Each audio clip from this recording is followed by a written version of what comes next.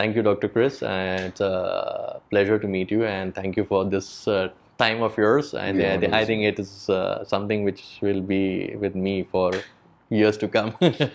But meeting a personality like you, as I also mentioned, that I just have been intrigued with voice training and voice coaching. And when I saw that initial video, is where I got, really interested. And that's why I said, okay, I want to start this journey, and I want to understand, being and knowing about you and your past accolades, whatever you've done in this field.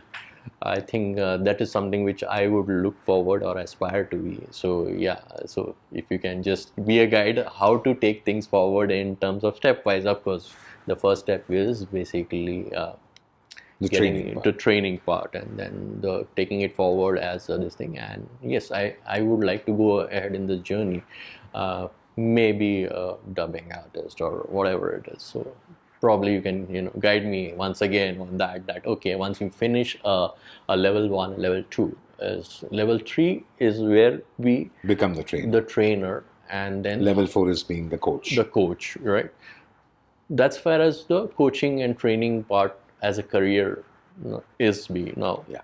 If you want to switch over and alongside be a voice artist, like a dubbing artist or a voiceover to any of the ads or whatever it is, so how do you take the next step? I can officially ask you. First of all, training and coaching, they are just offshoots of what you've been doing all your life. Yeah. For me, what I started as a young voice artist, started with documentaries, commercials, and corporate videos, and slowly moved on to radio, and from radio, television, movies, dubbing. It just on and on. I know that I have to give back what I got, and that is why training. Now, giving what a person needs is being a coach. So training and coaching, eventually every dubbing artist, every voiceover, or a person who has taken up voice as a profession, this would come in their life at a later stage. Now, why it is being given on the initial side itself is because you should know how to do it.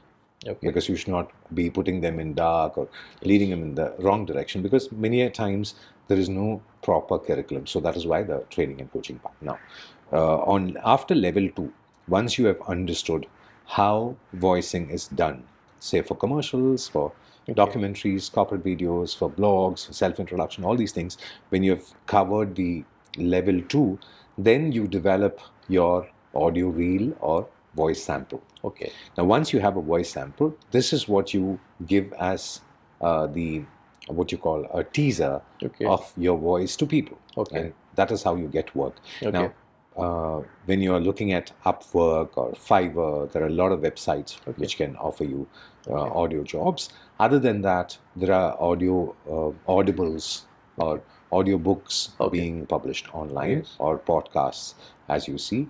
All those things can be done personally, or you can give these voice samples physically to agencies where they can offer you work for commercial voicing or for dubbing. And usually now every movie is being dubbed into regional languages, so the opportunity has become more.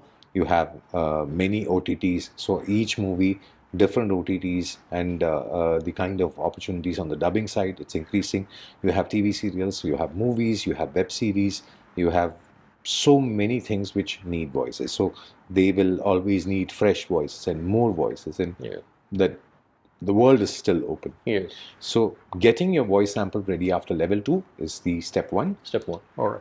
Reaching out to the agencies, those who are into production, and reaching out to Upwork and Fiverr, similar websites where voice work is being offered. Even on FB, voice work is being offered. That is level 2. And once you are completely turned yourself into a, say, part-time or a full-time voice artist or a dubbing artist, then comes a question. You can choose a time when you can be a trainer or a coach, which is eventually giving back to the world what we got. Absolutely. So that gives me a clarity on, that's why exactly what was there in my mind initially. Coach is something which you give back, and then you can do something professionally after level 2. That's fine. So second comes the validation, which we also discussed that I would also like to take it up in a curriculum made phase, like to groom myself. We know it's level 1, level 2 will take us to what we want, but like you say, if you just learn singing, until you don't do your riyaz, you are never going to be there. So it's a continuous process, and it's a learning phase. You cannot be a master. I always feel that you always, when you're be a student, is where you always develop and grow yourself. So yeah, so I think that's one more thing which I would look forward. When you mentioned the singing part also, we have discussed in Yes. one of the other talks, we had discussed about how specifically singing can be altered with emotions, altered with pauses, and Yes. how it can be beautified. So understanding how it can be done and putting it to practice is a different thing. Yes. Many people know how to do it, Yes. but they won't do it. Yes. So it all, you have to take pains to do it, Yes. after which things become much more Yes. acceptable. Yes, I think that's one of the thing is how to put it into practice is very important, rather than just listening and so yeah.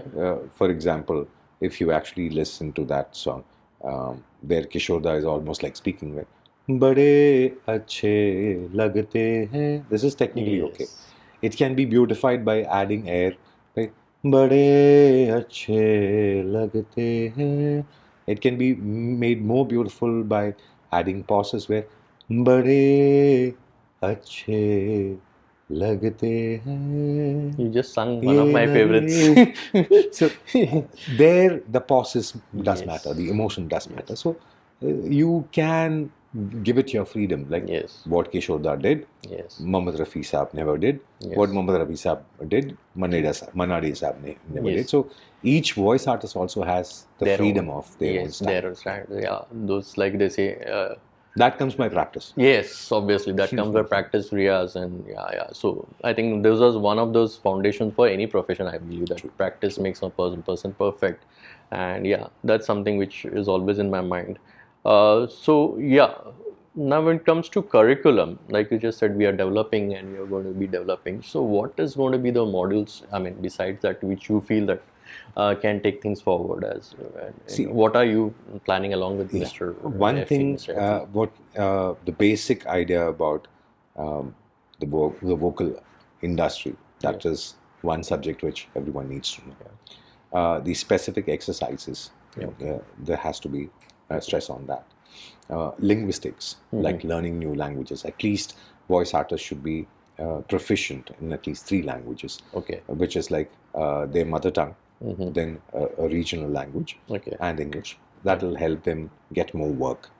So linguistics is a part of it.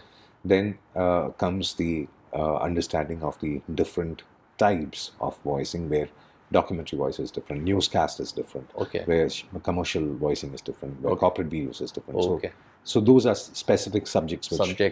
So this is what we are trying to bring in, build a curriculum where each subject is given its due weightage. Yeah. So, if a person wants to expertise in a certain genre of voice, so here what we are looking at, like me and Kabir, we are working on the idea of, say, if a person wants just to get certified as a commercial voice artist, that is possible.